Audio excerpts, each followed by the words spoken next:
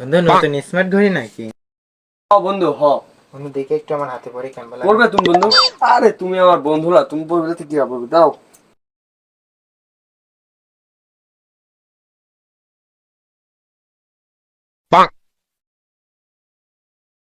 বন্ধু হাত তো ঘড়িটা ভালোই মানাইলি। হ্যাঁ বন্ধু।